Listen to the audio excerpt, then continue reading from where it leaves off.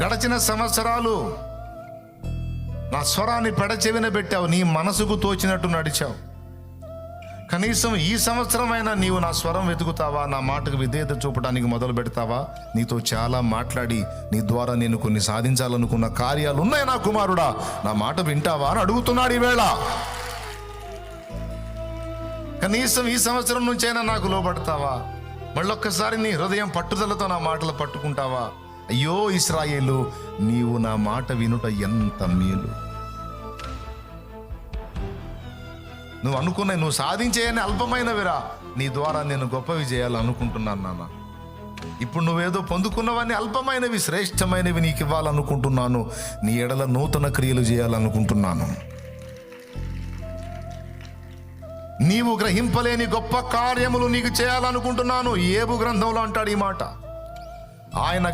మనము గ్రహింపలేని గొప్ప కార్యములను ఆయన చేయును.